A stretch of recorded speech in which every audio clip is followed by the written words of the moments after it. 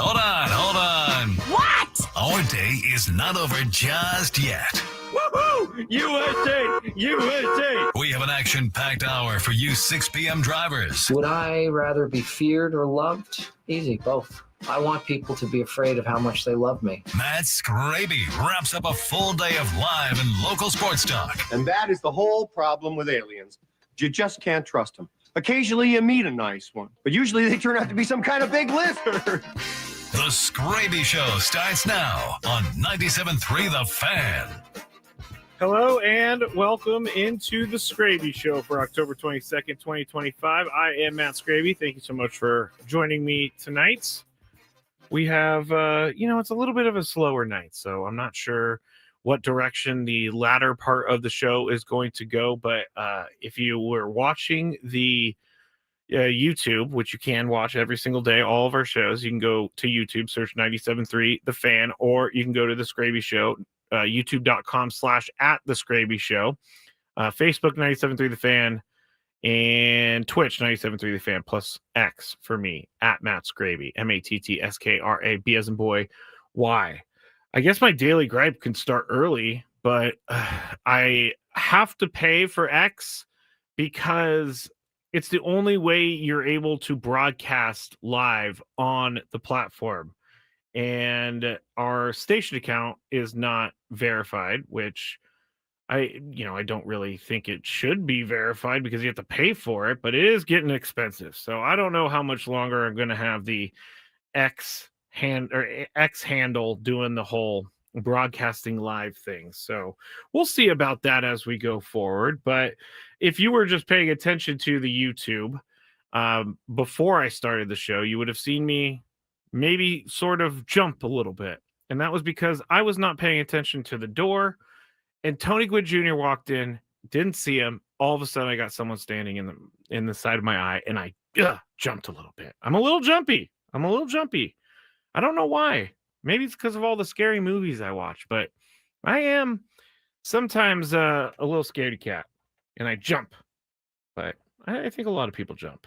I don't know if it's that bad of a thing, but anyway, that is what happened before the show. Now, tonight, we are going to be talking about some of the managerial news that's happening. There's not any news of what happened with Albert Pujols today. I should go check one more time just to make sure, because I don't expect any news out of the Albert Pujols meeting. No, nothing from AC, so I think we're good there. But there's also been some hirings, and the hiring that the Giants made of former Tennessee coach Tony Vitello is a very, very interesting hiring. And the reason I say that, by the way, he's not changing colors at all, because Tennessee, he's wearing a black and an orange jersey in this little photo here. Anyway, that was just an aside. But Tony Vitello has no experience at the big league level. And I think that he does have experience in leading baseball teams to national championships, but I feel like everything changes once you go to the pro ranks. Personalities are way different when you're a pro. And that's because there's money involved, and that's because there's people who are adults involved.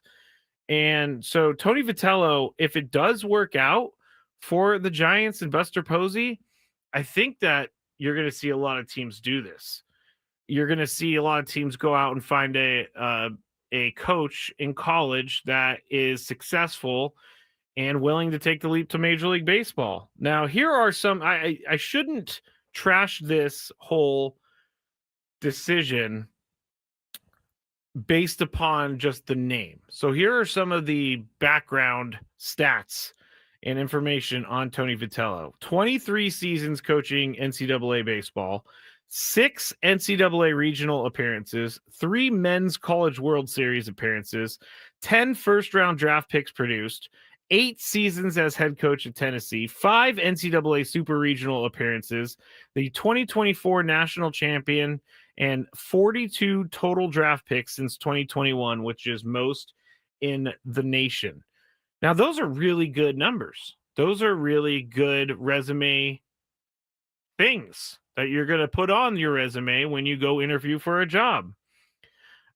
My question is, how is he going to deal with the grind of a Major League Baseball season? Because I think we all think it's very easy. We all think that it's, the manager has a job where he, puts out the lineup, makes bullpen moves. But the manager job is so much more. You are basically the go-to for everyone. If anyone has an issue with anything, they're coming to you. You're putting out small fires all the time. And the small fires are time consuming.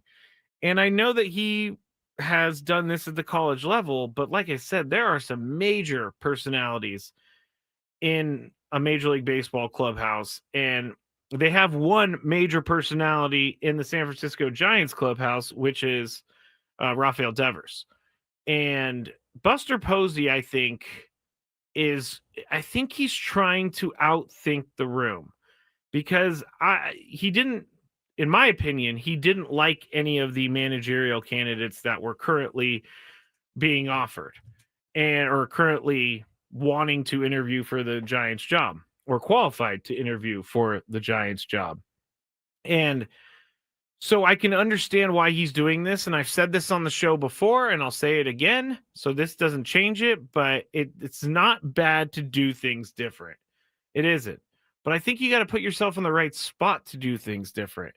And for some reason, I don't know why, and the guy shot me down earlier, for some reason, I get this feeling that this is not going to work out. And obviously, I don't know that it's not going to work out. But I think as a Padres fan and as a National League West watcher, I think this is possibly a good move for the Padres, because they're putting a guy with no Major League managerial experience in the hot seat. And we all saw how that went when the Padres had a couple managers in the hot seat, or new managers that we had never heard before, Jace Tingler, Andy Green.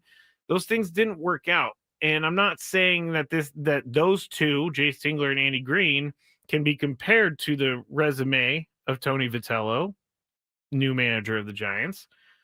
But I just don't know that this is the right move right now for that team. Buster Posey has the world right now. He is a part owner of the team.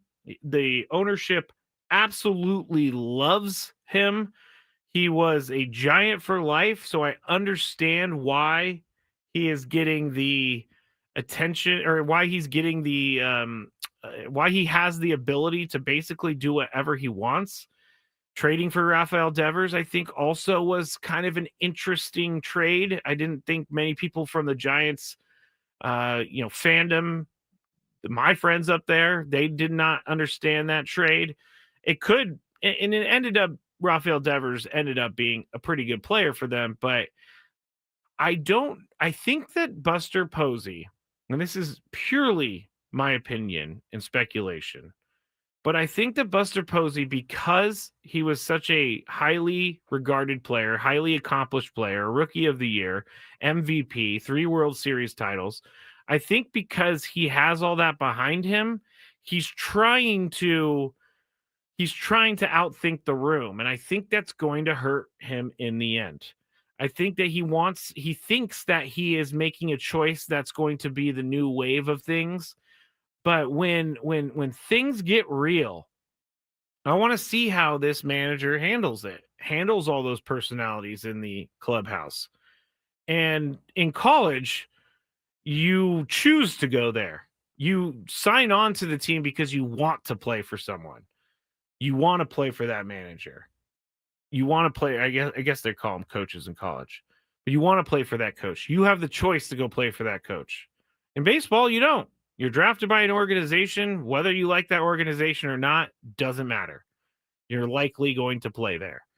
And so when there is some friction in the clubhouse, how is he going to handle that? I think these are all very interesting questions that we're going to be watching throughout the year. And I really don't even know how he does things. Is he an analytics guy? Is he a go with my gut guy? I'm sure he's more of an analytics guy because Buster Posey is. I know that Buster Posey said that Buster Posey is an analytics, but he's also a feel guy. So Buster Posey said when he was looking for a manager and said that Bruce Bochy wasn't coming back, or Mike Schilt wasn't going to San Francisco. He said that he wanted a manager that's going to work as much as he is, which basically breathe, eat, and sleep Giants baseball for the next year or however many years he's the manager.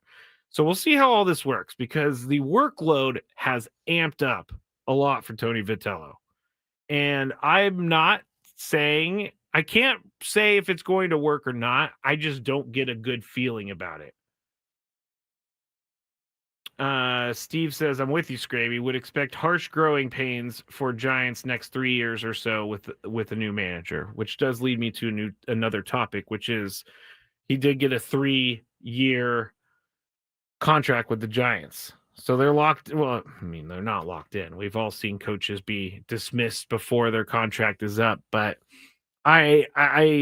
this whole thing has fascinated me because I have a bunch of friends up in the Bay Area who love Giants baseball, and I love to go ask them things about what they're feeling with Giants baseball.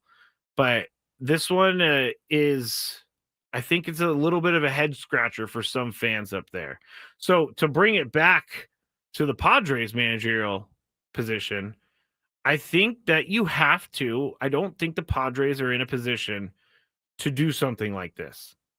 I don't think they're in a position right now to take a chance on a guy and hope that he works out. And I just spent the last 10 minutes talking about how Tony Vitello has no major league managerial experience. Neither does Albert Pujols. But Albert Pujols also hit over 700 home runs. Albert Pujols was also a player who won World Series. Albert Pujols was a superstar. And he did all of his resume building while he was playing. Now, does that make him a good manager? I have no idea. I have no idea if that will make him a good manager. I've seen different opinions about Albert Pujols being manager. And the different opinions, I think you can imagine, are pretty, black or white. He is not going to do well because he doesn't have experience, or he is going to do well because he has experience. I'm going to lean towards that he is going to do well just because it would be more fun for all of us if he does well.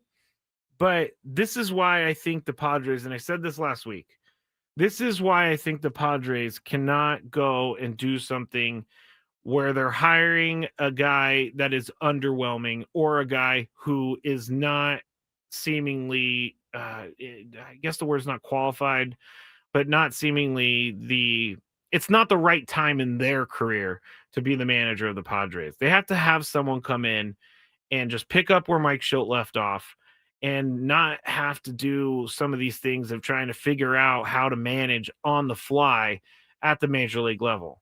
So Brian Esposito, bench coach for the Padres, interviewed as well. Albert Pujols did his interview today, so we might hear some things in the next couple days. Kurt Suzuki took a deal with the Angels, but he had a weird deal. It was a year contract, which is very strange. But I'm going to be watching this situation closely because his college resume tells me that he's a good coach, but he has no numbers at the major league level. So we'll see. We'll see. And again, Buster Posey is much smarter in baseball than I am, but sometimes people who are really smart at one thing or really smart at something, they're blind to some of the more obvious red flags that are being put up. So we'll see.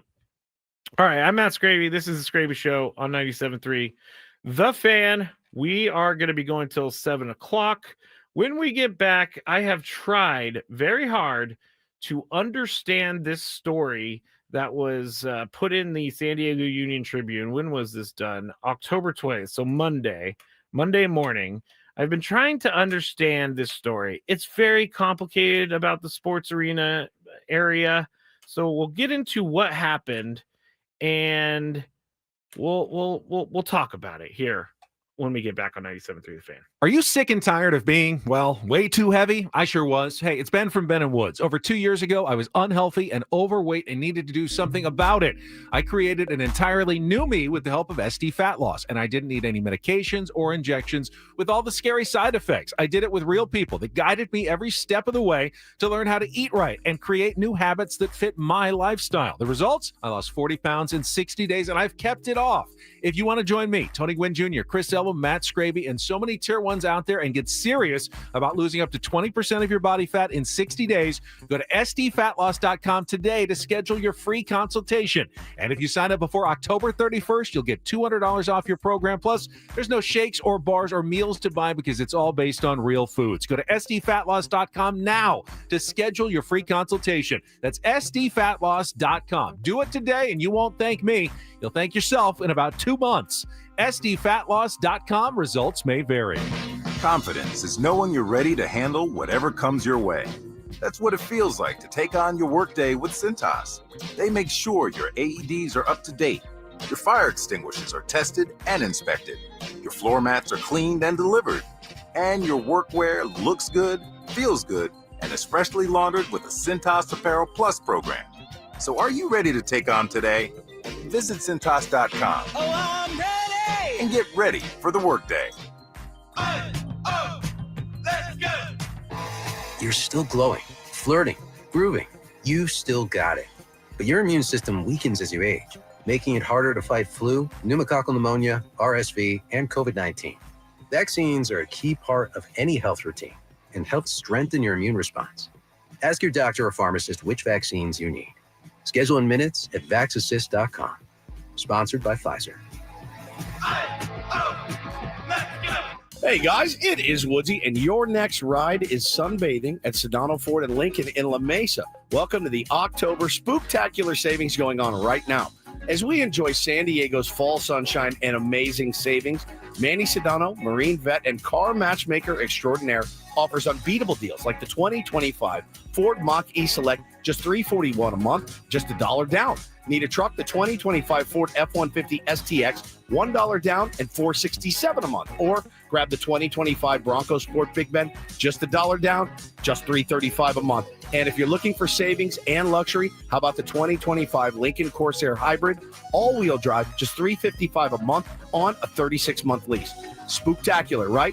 Visit their amazing inventory at Sedano Ford and Lincoln Megastore. Secure your steal and fall into great savings with the $1 down savings all month long. Let them know Woodsy sent you. For more details about these offers, go to SedanoFord.com or SedanoLincoln.com. Do it today. Oh, no. Ah, that's the sound of someone who's misplaced My debit card. their debit card. Where did I leave that thing? Not at the gas pump, or the checkout counter, or the roof of your car. Now, if he has the Chase mobile app, he can use Card Lock. Wait, I could just lock my card. Yep, just a few tippy taps on his phone, and that sound, that's peace of mind from Chase. Chase mobile app is available for select mobile devices. Message and data rates may apply. JP Morgan Chase Bank N.A. member FDIC. It all comes down to this, folks. Yep, the entire season is on the line. But my throat has officially thrown in the towel. Sounds like you need Vicks VapoCool drops. They're max strength and vaporize sore throat pain. Whoa! These VapoCool drops hit fast. Speaking of fast, did you just see that play? Yeah, he vaporized that ball. That pun should have come with a penalty. Vaporize sore throat pain with Vicks VapoCool drops. Use as directed. This is the story of the one. As a maintenance supervisor at a manufacturing facility, he knows keeping the line up and running is a top priority. That's why he chooses Grainger. Because when a drive belt gets damaged, Grainger makes it easy to find the exact specs for the replacement product he needs. And next day delivery helps ensure he'll have everything in place and running like clockwork. Call 1-800-GRAINGER, click Grainger.com, or just stop by. Grainger, for the ones who get it done. Nobody had to tell your grandparents not to drive while using their typewriters. Why should it be any different for us kids and our cell phones? Distracted driving was the cause of more than 3,000 deaths in 2022. Come on, we're smarter than this. Let's put down the phones and focus on the roads. Drive safe, everybody. Don't drive distracted. A message brought to you by the National Highway Traffic Safety Administration, Project Yellow Light, and the Ad Council.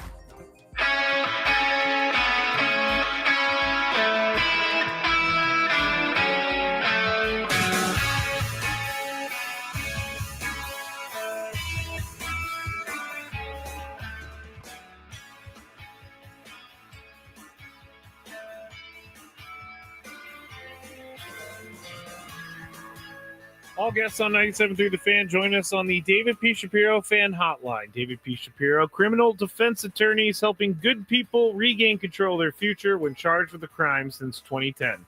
Visit davidpshapirolaw.com. Matt Skraby, 97.3 The Fan, Skraby Show. And I just reread this article one more time, but I am not someone who is good at regulations and understanding regulations and laws. And so that's why I never became a lawyer. And I just talk about them instead. But before I get into this, I'm just letting you know, I'm sorry if I present something incorrectly. I think I got the gist of this down, but I'm sorry if I if I get some of the details wrong, because it's very involved. But it's all about San Diego's Midway District.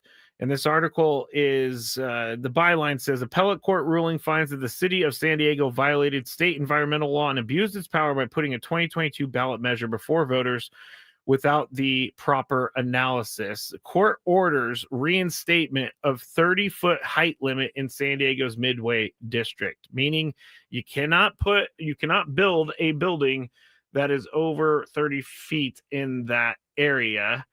And I didn't know that was a thing, but it does limit what they can do. And there is a group that is trying to build a new arena. They're also trying to build some affordable housing, new entertainment center, thousands of apartments. And that's what they're trying to build there, this group. Midway Rising is what this group is called. And so there's another group called Save Our Access that is working to make sure that laws are being followed and things are being, boxes are being checked. And so I don't have an issue with Save Our Access making sure that everything is going according to how it should. On the other hand, I do think that this is another reason why San Diego will just not get bigger, because it won't have, as many great events, because it doesn't seem like there is an agreement between the citizens of San Diego, all of us. And the agreement is, hey, we need a new entertainment center to bring in bigger things. We need a Taylor Swift concert. Yes, we have Petco Park, but Taylor Swift plays much bigger stadiums than Petco Park. So if you want Taylor Swift in San Diego, you're going to have to build a massive either arena or outdoor facility, something like that. And we all know what happened with the Chargers Stadium. It just never happened. People did not want to approve the measure to get money involved with the Chargers Stadium, which I also kind of agree with that as well. But Gonzo just said something. The 30 feet height limit is for planes, I'm pretty sure. I didn't read that in here, but it makes sense. It definitely makes sense. They're more talking about Save Our Access is more talking about CEQA, which is California's Environmental Quality Act. And they're saying that the city just basically ignored that and continued to push through Midway Rising. And basically what Save Our Access is saying is that the city is not following any of the laws. The environmental impact study of everything, and what they were looking at was greenhouse gases, how many, if more people are in the area and more cars are in the area, what does that do to parking? And what does that do to surrounding environmental areas? Is there, I'm just making this up off the top of my head, is there going to be more sewage that's being put into the water by accident, groundwater? I don't know. But basically what they're saying is, like, this is going to affect this whole thing is going to affect the environmental laws here in San Diego. I'm trying to do this and I don't even understand it myself. Basically, though, the city of San Diego and Midway Rising have said that they are going to go forward with this. and they have different laws within the state that help with affordable housing. And so sometimes those laws can overrule affordable housing or overrule height limits. And so they may be able to go through and build this. But it looks like since the city lost its appeal, it is going to be stopped for a little bit. But Midway Rising is going to go forward with this. They say that it's going to happen. They think that this plan can advance as is. They were trying to create, here's the numbers, 4,254 total residential units, a 16,000 seat replacement arena, and 130,000 square feet of commercial space on 49.2 acres of land in the Midway district. I don't know. I drive by. I used to drive by the arena, sports arena, more than I do now. But even when I was driving by it years ago, it just is not a great place. Like, I don't understand why we can't make things better. And while I say I don't understand why we can't make things better, I do understand that we have to be environmentally conscious about things. We can't just build things and then dump a bunch of stuff into the ocean and just cause a bunch of chaos. I don't like this because it just seems like anytime anything in this city tries to happen, there's always something that is going to stop it from happening. And I'm not even talking about Midway Rising making money, because they're going to be making money off of this, these apartment buildings, this arena. I'm not cool with a group just moving forward because, it's going to be a good money grab.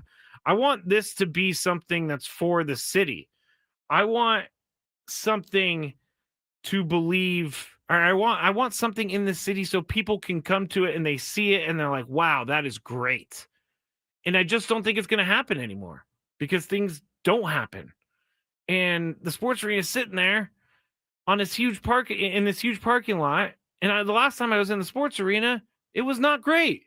So something has to happen with that. And Clay said something that is in addition to the conversation. Skraby, the 30-foot height limit in the Midway district does exist. However, I believe that Midway Rising is able to continue because the state of California and the need for affordable housing. That's what they're saying, Clay. They're saying that they can continue forward because of the affordable housing rules that allow for things to be built and ignore height limits. In the end, on this whole thing, I want it to be done right, but I also want it to be done.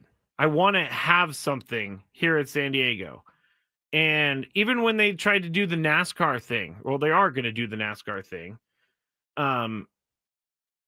When it first was being proposed that NASCAR was going to come to San Diego, the first detractors from this idea were like, well, are they going to pay for our potholes? They're going to ruin our streets. They're going to, blah, blah, blah, blah, blah. Like, in order to get these events to San Diego, we're going to have to, maybe accommodate that a little bit. I don't understand why some people don't want these events in town.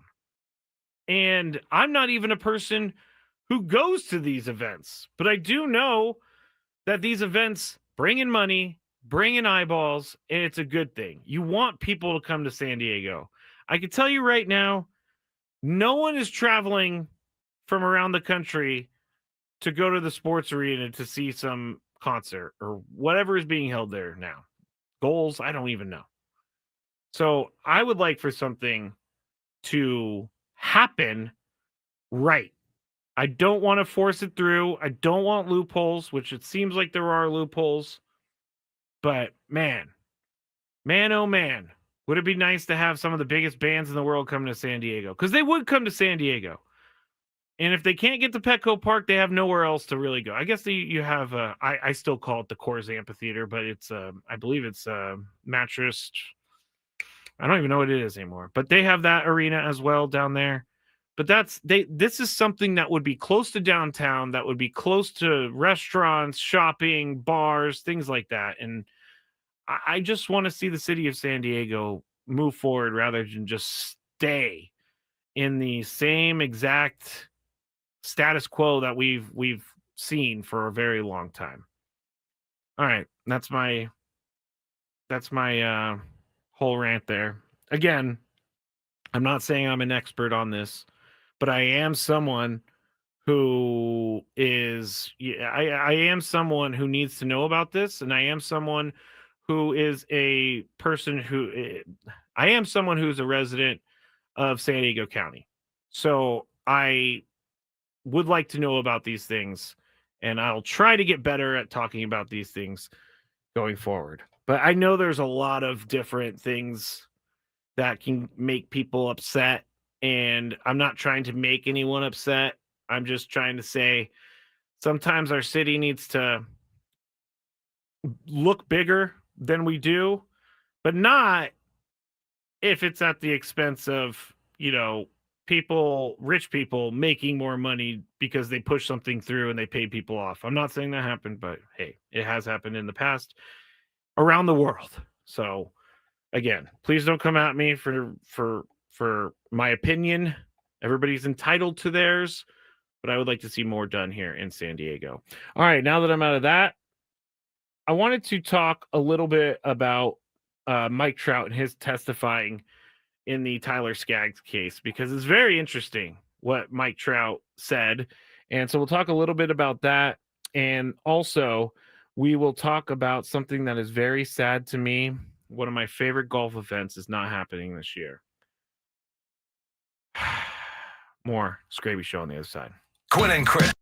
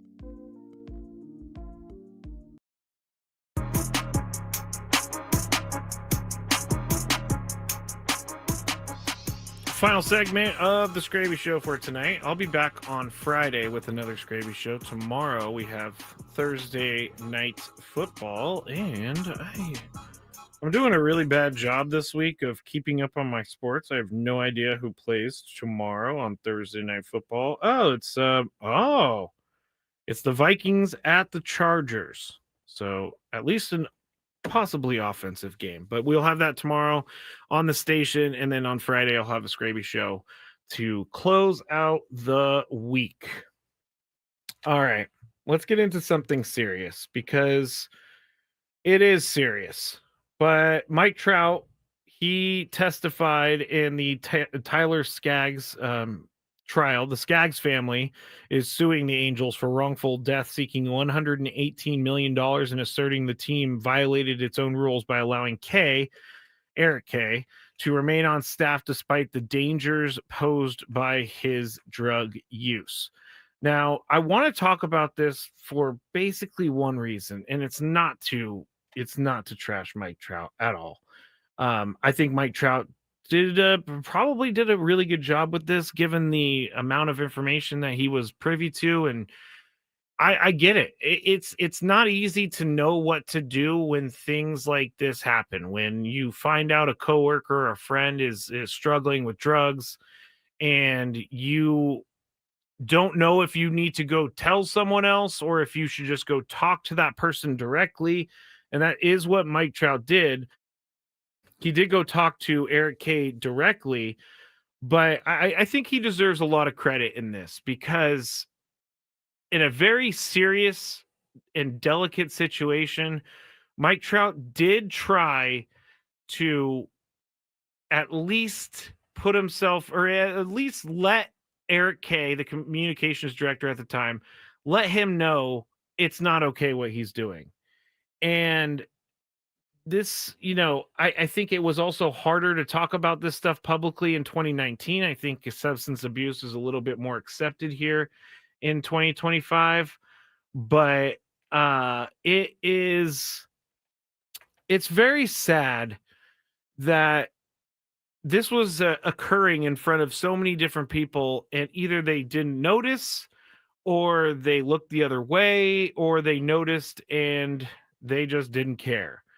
But Eric K was the one who provided Tyler Skaggs with the oxycodone, fentanyl-laced oxycodone in 2019.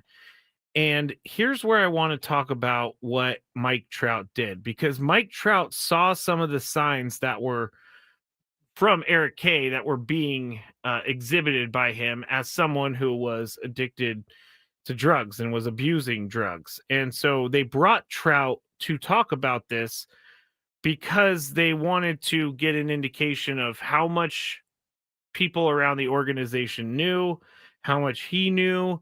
And he was on the stand for 2 hours, and he said that he said basically he saw Skaggs drink alcohol, but he had never seen Skaggs use other drugs other than marijuana, and he had no outward sign of using drugs. And let me tell you this, long ago, I'm coming up on 9 years without a drink, and long ago, there were some people, actually, I'll use Tony Gwynn Jr. as an example, because Tony and I worked together before I came over here at my last station, and he would fill in sometimes for one of the hosts. And so Tony actually knows Drunk Skraby. He just never even knew.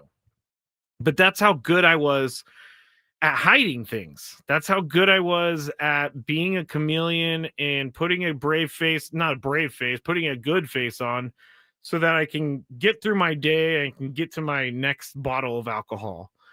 But, and I'm not saying that Tony wasn't paying attention or anything like that. I'm just bringing that up because that is how easy it is for someone who has a substance abuse problem. It sometimes is easy for people to play it off like they're fine. And so Mike Trout said this. And what I think that Mike Trout did that is something, looking back, he probably thought he was doing enough. But he did say that he went up to Eric K, the guy who gave Tyler Skaggs the drugs, And he said because things were going so bad for Eric K that Mike Trout said, you have 2 boys at home and you have to get this right. I'm not saying that Mike Trout did anything wrong here, but for anybody out there who may find themselves in a situation like this, I think that in a perfect world, Mike Trout would have gone higher than just talking to Eric K. Ultimately, it's not really Mike Trout's business isn't the right word, because he felt like it was getting so bad that he needed to say something, but it's not Mike Trout's job to put himself in that position. And so if you feel like maybe you have a coworker out there that is acting weird, or you notice that they're more depressed, or you notice that they smell like alcohol or something like that, I guess the human reaction is to talk to that person. And for sure, go talk to that person. I had a coworker talk to me one time and be like, hey man, you are smelling a lot of like alcohol a lot lately. And I basically just wrote it off saying, oh, I'm just having a good time going out with my friends, blah, blah, blah, blah, blah. And that wasn't the truth, because that person called me out because they knew something was up. And it didn't stop anything. I continued to drink. And that person could have gone a little bit higher, because I was working and I was showing up hungover, and I was showing up sometimes probably drunk the night before. And even though you couldn't notice, it was still there. So that coworker could have gone to someone else and talked to them about it. And then, maybe I don't have a job anymore. Or maybe that boss comes to me and says, hey, we've had a report that you smell like alcohol, and we're not going to fire you. We're not going to write you up or anything like that, but we care about you and we think that you need to get this under control. And so if Mike Trout maybe went a little bit higher in the food chain, maybe something would have happened. I can't say anything would have happened, but I feel like Mike Trout was put in a really tough spot by having to be in the middle of all this. He even saw Tyler Skaggs in the elevator the night of his death, and he said that he didn't really look like there was anything going on with him. And Mike Trout said that's very sad for him, knowing that he saw him in the elevator and now knowing what he was going to do, Tyler Skaggs, what he was going to do, and he ended up losing his life. I mean, some of the other things that Trout said that he would that would happen with Eric K. Eric K asked Trout for autographs, and Eric K would go and get autographs from Mike Trout so that he can get them for friends or family or something like that. But Trout started getting to the point where he was limiting how many things he signed, because he felt like the money he felt like his autographs were being sold, and he felt like that money was going toward illicit drug use. And so he started limiting that. That's a sign of people trying to make money, and that's a very dishonest way to make money, but that's what alcoholics addicts do. Also, Trout said that he dared the communications employee to do multiple acts deemed as horseplay for various amounts of money, including taking a 90-mile-an-hour fastball to the body, eating a bug off the clubhouse floor, and another crude act. The reason that Trout said this is because this is how desperate he was to get some money. This is how desperate he was he would do anything to get his fix, which I know that I did back in the day. I am not proud to say that I have told my parents this, but at the time I had stolen money from their wallet. Not proud of that at all. And I say it now because I want to own up to what I did. And so you can go into some very, very treacherous places when you were trying to get a little bit of money to support your habit. And Trout, in the end, Trout is not responsible for this, obviously, but I do think that Mike Trout did a good thing by going to actually talk to the guy. Mike Trout could have just turned the other way and not said anything, because it doesn't involve him. Mike Trout is a very big name in baseball. Very big name in baseball. And he's being paid a lot of money. So why would he involve himself in something like this? And I think that kind of tells you what kind of person he is that he felt strongly enough about Eric K to go up to him and say, hey, you have some kids at home and you are going to lose your life if you keep going in that direction. But we'll keep paying attention to this news story and we'll see what happens with this. I'm not sure where this is going to go, but again, the Skaggs family is suing the Angels for wrongful death, saying that they employed Eric K knowing that he was supplying drugs and he knew the team knew about the dangers that were being posed in the clubhouse.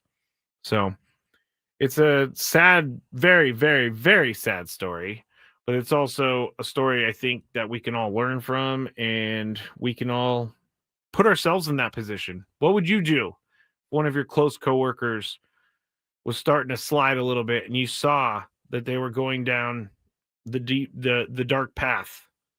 I was going to call it the upside down, but that is not, that's Stranger Things. And by the way, Stranger Things is coming out soon. It's only been forever.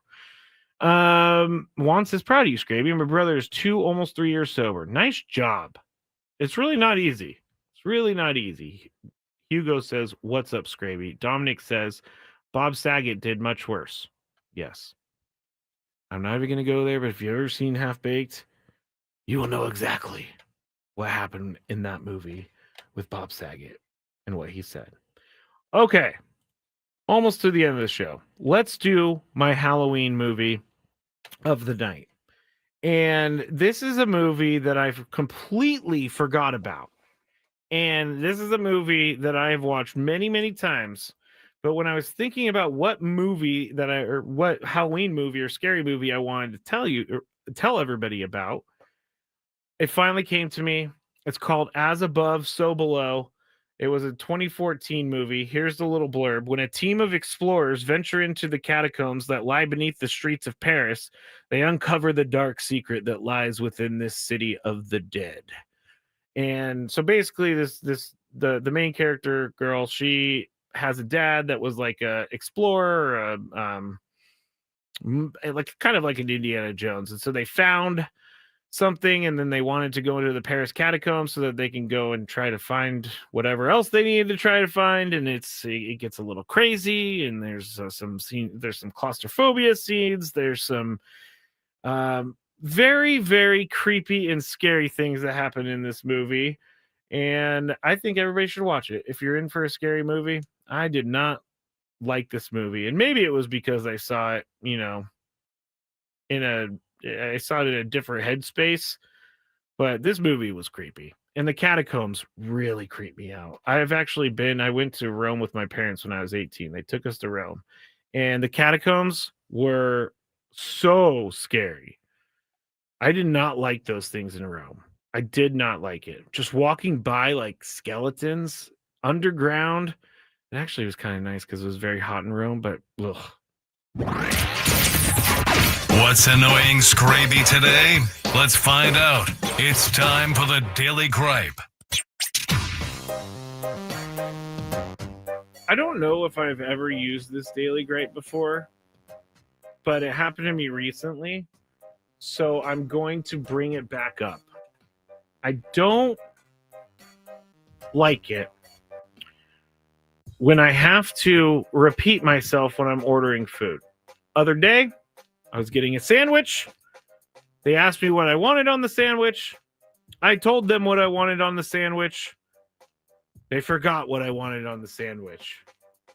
They ended up asking me again, what would you like on the sandwich?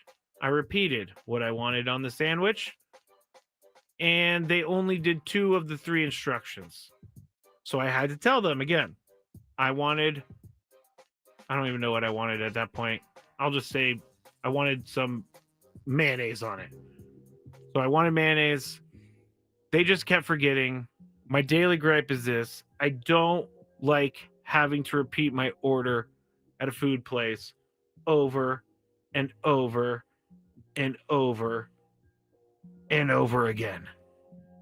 I can understand people forgetting, being on autopilot at work. I can understand that. But once you ask the second time, you got to pay attention. You really got to pay attention. Rod says, good one. I hate ketchup, and I always say no ketchup. I can't read the rest of that, but they smother things in ketchup. Yeah, I would never go into a place and say anything that they did was wrong because then I would be afraid. But anyway, that's it. Listen to my food order, please. All right, back tomorrow. Gwen and Chris, 2 p.m. Good night. Hey, it's Ben and Wood.